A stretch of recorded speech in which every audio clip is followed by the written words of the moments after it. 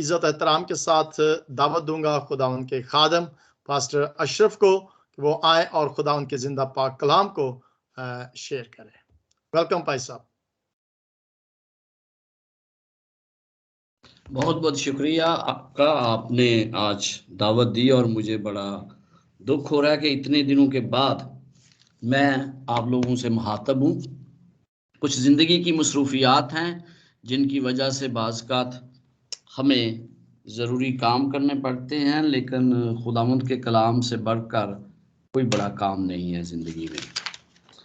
यकीनन वो भी जो हम कर रहे होते हैं वो भी खुदा की खिदमत के लिए होता है, और कई दफ़ा ज़रूरियात ज़िंदगी के तहत कई काम होते हैं तो वो भी करने पड़ते हैं। लेकिन खुदावंद का शुक्र है कि उसने हमें आज तक जिंदा रखा और आज एक बार फिर आप लोगों से खुदा के कलाम को बांट सकता हूँ। आइए हम अमाल उसके 10 बाब को देखते हैं और इसमें चंद बातें हैं जो कि अहम हैं। पहली बात यह कि ये कर्नेलियस कौन था। ये एक रूमी सूबेदार था, रूमी शहरी था। कर्नेलियस की खिदमत के बारे में हम यहाँ पर पढ़ते हैं। कैसरिया में कर्नेलियस नाम एक शख्स था, वो उस पलटन का सूबेदार था जो अतलियानी कहलाती है।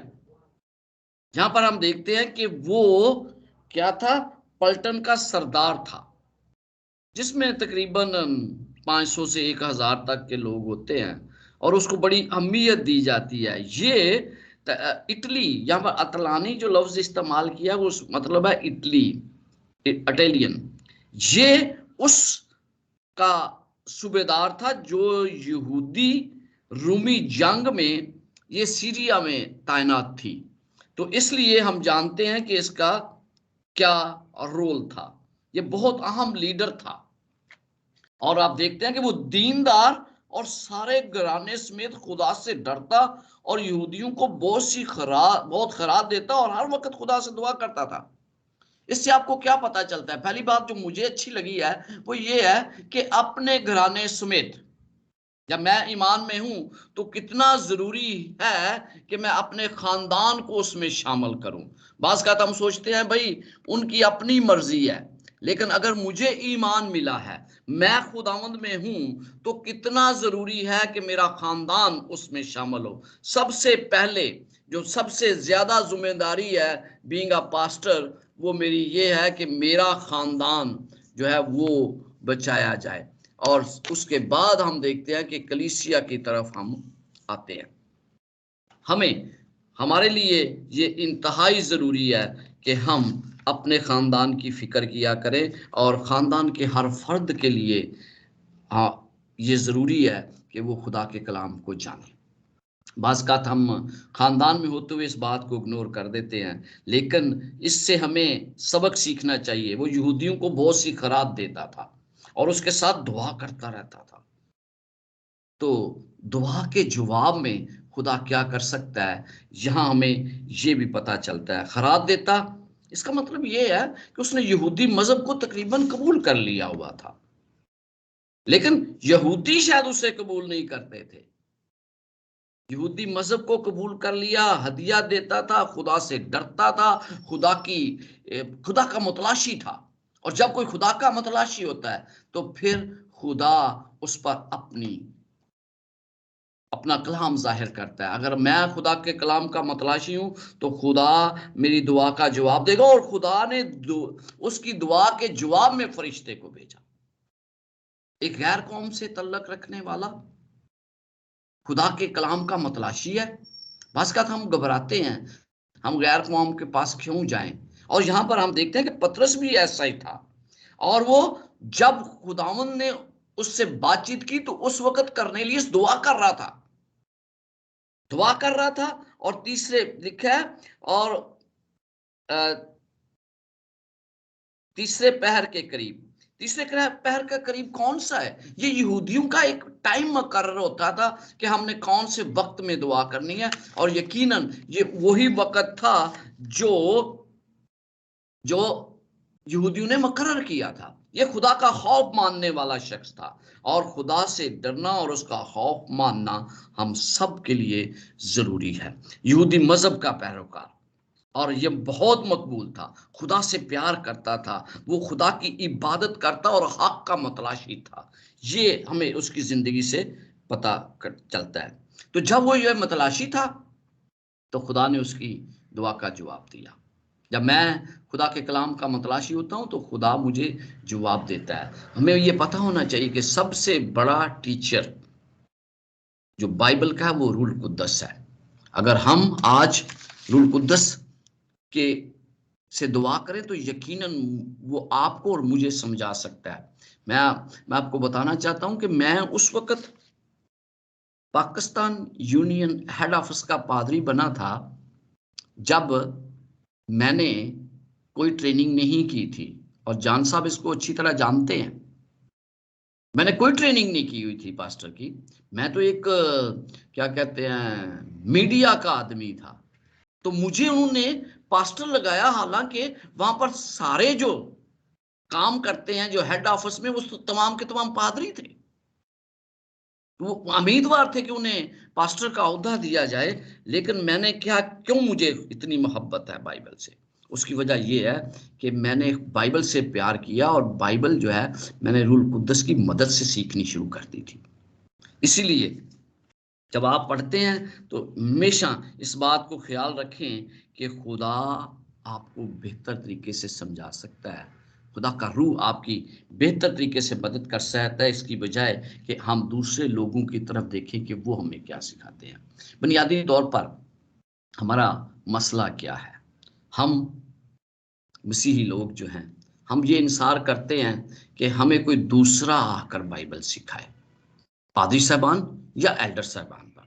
और जो लोग इबादत में जाते हैं वो सोचते हैं कि हम हफ्ते में एक बार इबादत में चले गए 1 घंटे में और ये हमारी ड्यूटी खत्म होगी। हरगिज नहीं। और मैं कई दफा ये सोचता हूं कि हम मसीही क्योंकि बाइबल की तालीमात को नहीं सीखना चाहते, इसलिए हमें पता भी नहीं चलता। और यहां पर देखें, खुदा के कलाम का मतलाशी एक गैर कौम का शख्स, खुदा उसकी दुआ का जवाब देता है, तो आपको क्यों नहीं सिखाएगा?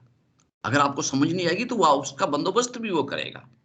लेकिन मुझे हक की तलाश के लिए खुदा के आगे झुकना है, खुदा से दुआ करनी है, और फिर खुदा यकीनन मुझे प्यार करता है और वो मुझे हक की राह दिखा देगा।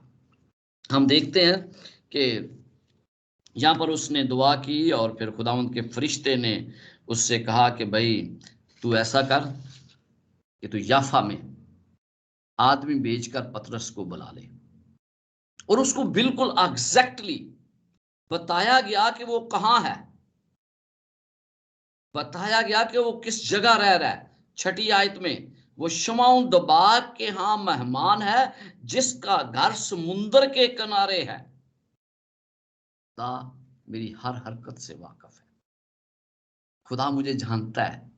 लूस रसूल जब मसीहों को सताता था, नामे बाब में आपने यकीनन सीखा होगा कि जब सताता था, मारता था, कत्ल करता था, और अपने समझता था कि मैं ये खुदा के लिए कर रहा हूं, किसी और के लिए नहीं। तो खुदा जब उस पर जाहिर हुआ तो उसने कहा, ऐ साउल तू मुझे क्यों सताता है? किनको सता रहा था? वो यकीनन मसीहों को सताता था। और जब वो मसीहों को सताता था तो उस खुदा में यीशु मसीह कहता है कि तू मुझे सताता है, जो मुझे या आपको तंग करते हैं। जब वो कोई मुसीबत में डालते हैं तो फिर हमें ये जान लेना चाहिए कि हमारे साथ मसीह है। और सबसे अहम बात यह है कि मैं खुश होता हूं क्योंकि खुदा मेरा जानता है कि मेरे साथ क्या हो रहा है। और हर मसीह के लिए जरूरी है कि वो ये समझ ले कि मेरा खुदा जानता है कि मैं किन हालात से गुजर रहा हूं, चाहे किसी तरह के भी हालात हो, उसमें मुझे घबराने की जरूरत नहीं है, क्योंकि मेरा खुदा जानता है कि मेरे साथ क्या हो रहा है। और यही सबसे बड़ी तसल्ली और इत्मीनान का बायस बनता है। और ये देखें, वो पता है खुदा को वो कहां है, और उसने कहा कि जाकर उसको बुला ले। अब जिस जगह वो कह रहा था जाने के लिए वो तक काफी दूर थी, और याफा जहां पर उसे भेजा जा रहा था वो वही शहर था जहां योना जो है वो भागकर वहां गया था, खुदा से दूर। लिखा है, दूसरे दिन जब वो राह में थे और शहर के नजदीक पहुंचे तो पतरस दोपहर के वक्त कोठे पर दुआ करने को चला। अब वो भी दुआ कर रहा था। देखें, जब मैं अपने आप को डेडिकेट कर देता हूं ना दुआ के लिए, तो खुदा मुझे रोया देता है।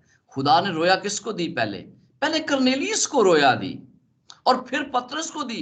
दोनों दुआ कर रहे थे। आपको पता है कि दुनिया में कोई बेदारी दुआ के बगैर नहीं आती। दुआ के अंदर वो ताकत है जो हर चीज को संभाल लेती है। दुआ के अंदर वो ताकत है कि उन लोगों के अंदर चली जाती है जो कलाम को सुनते हैं। तो दुआ की ताकत को कभी भी फरामोश ना करें। दुनिया में आने वाली जितनी भी बेदारियां हैं वो सिर्फ और सिर्फ संजीदा दुआओं के नतीजे में आती हैं। अगर आप ये चाहते हैं कि आपके खानदान में बेदारी आए, अगर आप चाहते हैं कि आपके शहर में बेदारी आए, आप ये चाहते हैं कि आपके कस्बे में बेदारी आए, आपके घर के अंदर बेदारी आए, तो अपने आप को खुदा के आगे झुका दे। ये दोनों शख्स दुआ कर रहे थे और खुदा ने उन्हें रोया दे दी। और अगर आप दुआ में शामिल होंगे, मैं दुआ में इतना संजीदा हो जाऊं, तो खुदा मुझे भी रोया देगा कि मुझे क्या करना है। हम लोग रोया लेना चाहते हैं, हम ये चाहते हैं कि रूल कुद्दस मिले, लेकिन हम क्या रूल कुद्दस की उन रिक्वायरमेंट को पूरा करने के लिए तैयार हैं जो बाइबल में लिखी हैं? आपको पता है, पहली बारिश पैंतीकोस के दिन हो गई, अब दूसरी बारिश का वक्त है। आखिरी वक्त में खुदा ये कहता है कि दूसरी बारिश तुम पर नाजल होगी। लेकिन जो पहली बारिश है उसमें क्या हुआ था, मुझे उस बात को याद रखना है। और वो क्या था कि वो लोग यक दिल होकर दुआ कर रहे थे, तमाम अख्तलाफात को फरामोश कर दिया। तमाम जो बड़ापन था, जब वो खुदा के साथ आखिरी अशा में शामिल थे, शायरबानी कर रहे थे, तो उस वक्त उनके दिलों में क्या था? हर कोई ये सोचता था कि मुझे बड़ा ओहदा चाहिए। हर कोई सोचता था कि मैं दाएं बैठूं या बाएं बैठूं, यीशु मसीह के साथ हूं। मुझे खुदा की बादशाहत में अहम तरीन ओहदा चाहिए। बड़ा कौन है? हर कोई बड़ा बनना चाहता था। उनमें कितनी बड़ी तब्दीली आ गई जब वो बाला खाना में दोबारा जमा हो, तो उनमें बहुत बड़ी तब्दीली आ गई। क्या 10 दिन काफी होते हैं एक इंसान को तब्दील करने के लिए? उन्होंने तमाम अख्तलाफात को मद्देनजर कर दिया, उनको बुला दिया, और जब उन्होंने उन अख्तलाफात को बुलाया तो फिर खुदा का रूह नाजल हुआ और उन्होंने वो काम कर दिखाया जो आज तक उसके बाद नहीं हुआ। खुदा का रूह ताकत, भरपूर ताकत अता करता है जब हम दुआ में वक्त सर्फ करते हैं और जब हम अपने अख्तलाफात को भुला देते हैं। मैं आपको बता देना चाहता हूं कि खुदा आखिरी वक्त में उस वक्त तक अपना रूल कुद्दस नाजिल नहीं करेगा जब तक हमारे अंदर इत्तेहाद और यकजहती ना हो, यकजहती ना हो, एक दूसरे की गलतियों को माफ ना करें, हम एक ना हुए, यक दिल होकर दुआ ना की, तो खुदा का रूह कैसे नाजिल होगा? मैं कई दफा ये भी सोचता हूं कि शायद अशरफ तू खुदा की बादशाहत को, यीशु मसीह को आने में रुकावट बन रहा है। वो इसलिए कि मैं खुदा का काम किस तरह करता हूं, मुझे उससे ज्यादा करने की जरूरत है ताकि खुदा आए और हमें उन अब्दी घरों में लेकर जाए जो उसने तैयार किए हैं। अब हुआ क्या? हुआ ये कि पतरस जब दुआ करने के लिए कोठे पर चढ़ा, उसे भूख लगी हुई थी, खाना चाहता था, लेकिन खाना अभी तैयार हो रहा था और वक्त हो गया दुआ का, और उसने खाने की बजाय दुआ करने की तरफ मुतवज्जो हुआ। उसने देखा कि आसमान खुल गया और एक बड़ी चीज चादर की मानद चारों कोनों से लटकती हुई जमीन की तरफ उतर रही है, जिसमें जमीन के सब किस्म के चुपाए और कीड़े मकोड़े और हवा के परिंदे हैं। और उसे एक आवाज आई, क्या पतरस उठ, ज़बा कर और खा। जब उसने ये तमाम चीजें देखी तो वो जानता था कि ये चीजें कभी भी खुदा के कलाम के मुताबिक नहीं, और उसे खाने के लिए कहा गया। लेकिन पतरस का जवाब क्या था? मगर उसने कहा, खुदावंद हरगिज नहीं, क्योंकि मैंने कभी कोई हराम या नापाक चीज नहीं खाई। खुदा का जवाब क्या था? फिर दूसरी बार उसे आवाज आई कि जिनको खुदा ने पाक ठहराया है तू उन्हें हराम ना कह। 3 बार ऐसा ही हुआ और फिर वो चीज आसमान पर उठा ली गई। बाज़ लोग समझते हैं कि भाई खुदा ने जिसको पाक ठहरा दिया वो पाक है, इसमें कोई शक नहीं है। लेकिन यहां जिस तनाजर में रोया पेश की गई, हमें उसको भी मद्देनजर रखना है। अब क्या हुआ? जब पतरस अपने दिल में हैरान हो रहा था कि ये रोया जो मैंने देखी क्या है, तो देखो 2 आदमी जिन्हें करनेलियस ने भेजा था, शमौन का घर दरियाफ्त करके दरवाजे पर आ खड़े हुए। उसी लम्हे जब वो ये सोच रहा था कि ये क्या था, इसके बारे फिक्रमंद था कि भाई खुदा की आवाज मुझे आई है, मैंने हमेशा इन चीजों से नफरत की है, तो फिर ये क्या है? उसी वक्त करनेलियस ने जिन लोगों को भेजा था वो उसके दरवाजे पर खड़े थे।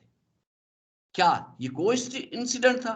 हरगिज नहीं, बल्कि खुदा ने ऐसा मंसूबा बनाया कि पतरस उन चीजों को समझ जाए जो खुदा उसे समझाना चाहता था। फिर क्या हुआ? पूछ रहे थे कि ये पतरस यही है। जब पतरस रोया सोच रहा था तो रूह ने उससे कहा, देख 3 आदमी तुझे पूछ रहे हैं। जब वो इस रोया के मतलब फिक्रमंद था तो फिर रूह कुद्दस ने उसको हिदायत की कि 3 आदमी तेरे पूछ रहे हैं, तो इनके साथ चला जा, नीचे उतर जा और इनके साथ चला जा, क्योंकि खुदा ने उनको भेजा है। पतरस ने उतरकर उन आदमियों से कहा, देख जिसको तुम पूछते हो मैं हूं, तुम किस सबब से आए हो? और फिर उसे बताया गया कि करनेलियस जो सूबेदार है, खुदा तरस है, यहूदियों की सारी कौम से बड़ी मोहब्बत रखता है, और पाक फरिश्ते ने उसको हिदायत की, वो हिदायत के तहत आया और तुझे लेने के लिए आया। और वो अंदर गया और उनकी मेहमान नवाजी की गई। क्या आपको पता चलता है यहाँ पर खुदा उसे क्या पैगाम दे रहा था? यहूदी जो लोग ये समझते थे कि हम खुदा के चनीदा लोग हैं, पतरस भी उन्हीं में शामिल था, और पतरस भी उन्हीं में शामिल होने की वजह से यहूदियों से नफरत करता था। अब जब हर किस्म के कीड़े मकोड़े जानदार उसमें आए तो फिर उसे कहा गया खा ले इनको। उसने कहा नहीं, हराम है। तो यहूदी लोग दूसरे लोगों को हराम समझते थे, नापाक समझते थे।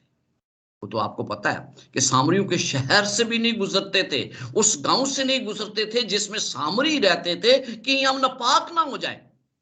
तो खुदा ने उन्हें ये पैगाम दिया पतरस को कि जिसे खुदा ने पाक ठहराया है तू उसे नापाक ना कह, यानी उन नफरत की दीवारों को घरा दे, क्योंकि खुदा उन्हें बचाना चाहता है। और जब उन्हें खुदा बचाना चाहता है तो तुम कौन होते हो कि रोकते हो?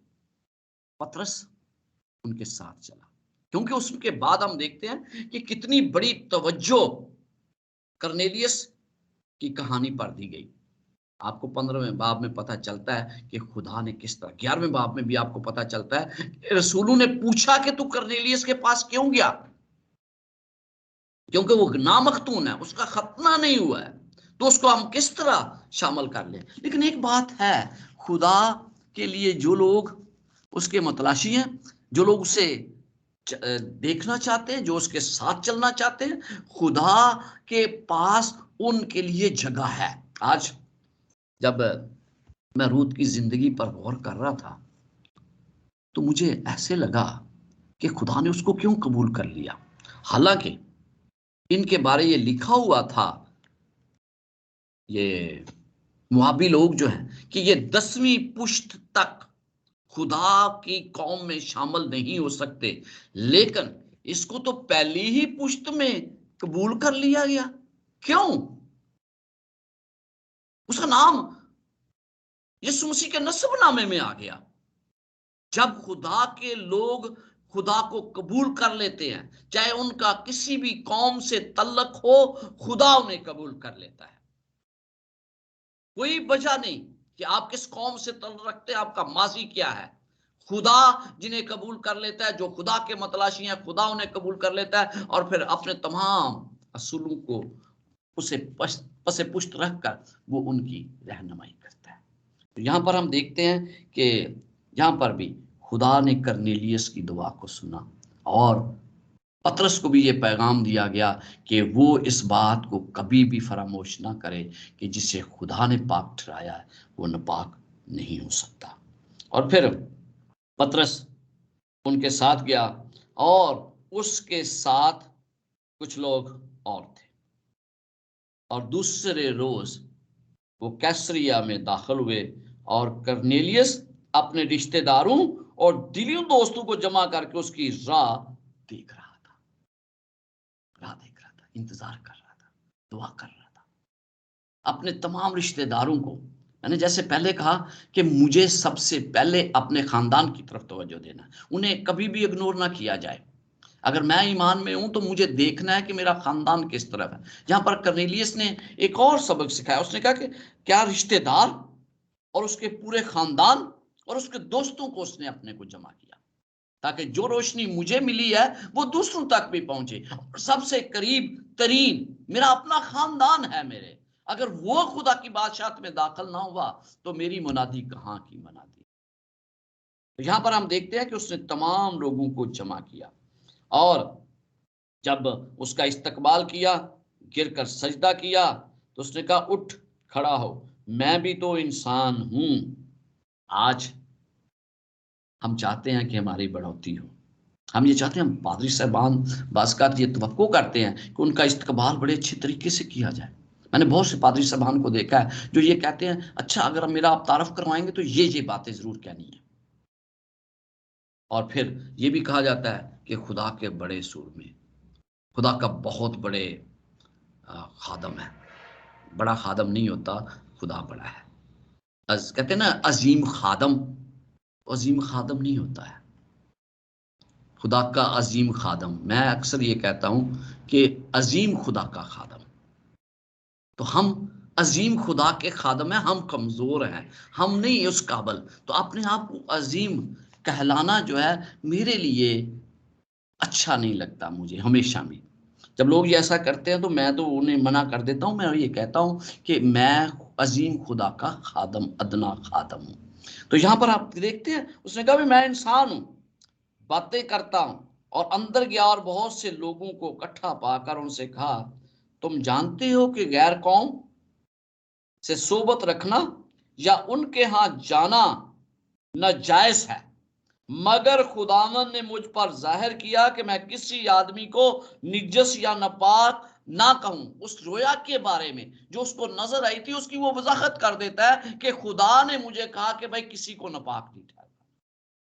खुदा ने शुरू से मंसूबा उसका था, इब्राहिम को भी ये कहा कि तेरे वसीला से गैर कौम, तमाम कौम, तमाम दुनिया के लोग बरकत पाएंगे। और यहां पर भी उसने यही कहा कि भाई हम किसी को ऐसा नहीं कहते, मगर खुदा ने मुझ पर जाहिर किया कि मैं किसी को आदमी को निजस या नापाक ना कहूं। इसलिए जब मैं बुलाया गया तो बेउज़र चला आया। बस मैं अब पूछता हूं कि मुझे किस बात के लिए बुलाया। अब उस पर ये कहानी खुली कि किस तरह खुदा के लोगों ने खुदा की आवाज को सुनने के लिए उसके हजूर बुलाया है। और करनेलियस यहाँ पर उसको कहानी बताता है। और फिर 34 आयत में 10 बाब और उसकी 34 आयत में लिखा है पतरस ने जुबान खोल कर कहा अब मुझे पूरा यकीन हो गया है कि खुदा किसी का तरफदार नहीं, खुदा की कोई पसंदीदा हस्ती नहीं है। खुदा उन लोगों को जरूर पसंद करता है जो उस पर ईमान रखते हैं, लेकिन खुदा किसी का तरफदार नहीं। यहाँ पर आप देखते हैं कि एक गैर कौम के शख्स को जो खुदा के कलाम का मतलाशी था, खुदा ने उसके लिए बंदोबस्त किया। बल्कि हर कौम में जो उससे डरता और रास्तबाजी करता है वो उसको पसंद करता है, सिर्फ यहूदी कौम नहीं, ना ही सिर्फ उसके चनीदा लोग, बल्कि खुदा तो हर एक को पसंद करता है। आपको पता है कि खुदा ने गैर अक़वाम के लोगों को अपने कलाम के लिए इस्तेमाल किया। अगर मैं उसका काम नहीं करूंगा तो वो खुदा गैर कौम के लोगों को इस्तेमाल करेगा, क्योंकि खुदा के लोग हर कौम के अंदर पाए जाते हैं। नबूकतनज़र की मिसाल आपके सामने है, नमान कुड़ी की मिसाल आपके सामने है कि किस तरह खुदा ने गैर अक़वाम के लोगों को इस्तेमाल किया। इसलिए मेरे लिए और आपके लिए ज़रूरी है कि हम खुदा का काम करें। अगर हम ना करेंगे तो खुदा किसी और को चुन लेगा और फिर हम खुदा की बादशाह से शायद बाहर हो जाए। तो मेरी दुआ है कि हम खुदा के उस काम को करें, बल्कि हर कौम को जो कलाम उसने बनी इसराइल के पास भेजा कि यीशु की मार्फत जो सबका खुदावंद है सुलह की खुशखबरी दी।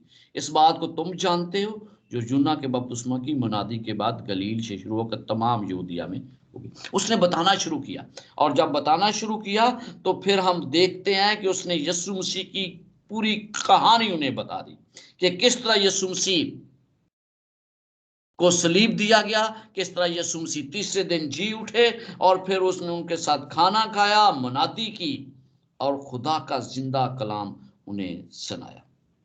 अब एक और बात, अहम बात जो है वो आपको 44 आयत में मिलती है, और मैं इसके बाद आज के कलाम को ख़त्म करूंगा। यहाँ पर क्या लिखा है?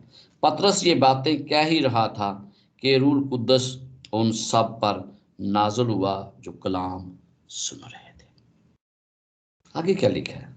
और पतरस के साथ जितने मखतून ईमानदार आए थे वो सब हैरान हुए कि गैर कौमों पर भी रूह कुद्दस की बख्शिश जारी हुई, क्योंकि उन्हें तरह तरह की जुबानें बोलते और खुदा की तमजीद करते हुए सुना। पतरस ने जवाब दिया, क्या कोई पानी से रोक सकता है कि ये बपतिस्मा ना पाए जिन्होंने हमारी तरह रूह कुद्दस पाया? और उसने हुक्म दिया कि उन्हें यीशु मसीह के नाम से बपतिस्मा दिया जाए। इस पर उन्होंने उससे दरखास्त की कि चंद रोज हमारे पास रह। हमें यहाँ पर क्या पता चलता है? मैं यहाँ पर आपको बताना चाहता हूँ एक और सच्चाई जो तकरीबन हम लोग उसको शायद इग्नोर कर देते हैं। यहाँ पर क्या लिखा है कि उन्होंने उसी तरह रूह कुद्दस पाया जिस तरह पेंतीकोस्त के दिन पाया था। पतरस रसूल बाद में जब रसूलों ने उससे पूछा कि तू क्यों गया, किस तरह, तो उसने कहा कि भाई उन्हें भी उसी तरह रूह कुद्दस मिला जिस तरह हमें मिला। तो पेंतीकोस्त के दिन किस तरह रूह कुद्दस मिला था? वो अपनी जुबान बोल रहे थे और सबको अपनी अपनी जुबान में समझ आती थी। ये वो अहम सच्चाई है जो मुझे और आपको जानना है। ये जरूरी नहीं कि हर कोई जो बपतिस्मा लेता है वो गैर जबान बोलनी शुरू करे। जहां जरूरत होगी खुदा की हर नेमत यीशु मसीह की दूसरी आमद तक जारी है, मेरा ईमान है। जहां मुझे जरूरत होगी गैर जबान की, खुदा मुझे देगा। लेकिन आजकल जो कलीसियों में होता है, और मैंने देखा है कि किस तरह तमाम लोग बोलना शुरू कर देते हैं, समझ भी नहीं आती। तो करंथियों, पहला करंथियों उसके 12वें बाब में और फिर 13वें और 14वें बाब में बड़ी वजाहत करती गई है गैर ज़बानों के बारे में। खुदा की ये नेमत है, और मेरा ईमान और यकीन है कि ये नेमत उसी वक्त तक जारी रहेगी जब तक यीशु मसीह नहीं आते। लेकिन जरूरत के तहत, क्योंकि हर नेमत जो है वो कलीसियाई बढ़ोतरी के लिए है, मेरी अपनी बढ़ोतरी के लिए नहीं है। खुदा जो भी नेमत देता है वो कलीसियाई बढ़ोतरी के लिए है, मेरी अपनी जाती एडवर्टाइजमेंट के लिए नहीं है। और यहां पर आप देखते हैं कि उन्हें गैर जुबान मिली। क्यों मिली उन्हें गैर जुबान? भाई क्या जरूरत थी? उस वक्त शागिर्दों को क्यों गैर जुबान मिली? अमाल 2 बाब में पेंतीकोस्त के दिन वहां पर क्या लिखा है? 17 अक़वाम थी जो उनकी जबान को नहीं समझते थे, क्योंकि वो यहूदी थे। लिखा है खुदा तरस यहूदी तमाम कौमों से इकट्ठे हुए यरूशलेम में, और जब उसने कलाम किया तो वो अपनी जुबान में बात कर रहा था और हर एक को अपनी जुबान में समझ आ रही थी। यह रूह कुद्दस नामुमकिन को मुमकिन बनाता है। और यहां पर भी क्योंकि वो रूमी लोग थे और यही ख्याल किया जाता है कि उन्हें वो जुबान नहीं आती थी। और एक और बात, खुदा पतरस पर और दूसरे जो उसके साथ लोग आए थे उन पर वाजिया कर देना चाहता था कि खुदा किसी का तरफदार नहीं है। जिस तरह हमें रूल कुद्दस मिला है उसी तरह उन्हें भी रूल कुद्दस मिला। हम कभी भी उनको कमतर ना समझे। अगर वो रूल कुद्दस ना मिलता तो यकीनन यहूदी लोग समझते कि हम उनसे अफजल हैं। और यहां पर वो लिखता है कि गैर कौमों पर भी रूल कुद्दस की बख्शिश जारी हुई। जो भी लोग खुदा को कबूल करते हैं उन्हें ये बख्शिश दी जाती है और ये हमेशा कलीसिया बढ़ोतरी के लिए दी जाती है। कोई भी नेमत आपको मिली है तो वो अपने लिए नहीं है, अपनी ग्लोरिफिकेशन के लिए नहीं है, बल्कि खुदा की ग्लोरिफिकेशन के लिए है, खुदा के लिए है। और फिर हम यह देखते हैं कि उनने ज़बानें बोली तो फिर पतरस ने उन्हें बपतिस्मे की तरफ कायल किया और उसने हुक्म दिया कि उन्हें यीशु मसीह के नाम से बपतिस्मा दिया जाए। इस पर उन्होंने उससे दरखास्त की कि चंद रोज और हमारे पास रहे।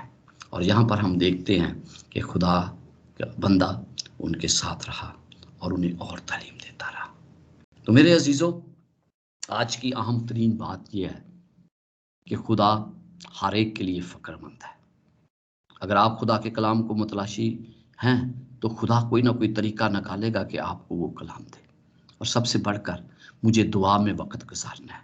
जब मैं दुआ में वक्त गुजारूंगा तो बेदारी आएगी और बेदारी उसी सूरत में आ सकती है जब तमाम मसीही जो ग्रुप कलीसिया जब वो खुदा से दुआ करेगी तो खुदा रूल कुद्दस देगा और फिर उन्हें अपने इख्तलाफात को फरामोश करना है। मेरी आपसे दरख्वास्त है कि अगर आपके इख्तलाफात हैं तो उन्हें बुला दें, क्योंकि खुदा के रूप में रूल कुद्दस के नज़ूल में ये रुकावट का बायस है। जब एक मसीह होता हुआ दूसरे मसीह से नफरत करता है, जब वो उसके लिए बुरा चाहता है, तो फिर रूल कुद्दस किस तरह मुझ पर नाज़िल होगा। तो उन बातों को भुला दे जो हमें जुदा करती हैं, बल्कि उन बातों को याद रखें जो हमें भुला देती हैं। तो खुदा आपके साथ हो, आपकी रहनुमाई करे और दुआ में वक्त गुजारे ताकि आखिरी वक्त भी खुदा बेदारी लाए और रूल कुद्दस तमाम लोगों पर नाज़िल हो। खुदावंद आपके साथ हो और आपको बरकत दे। आमीन।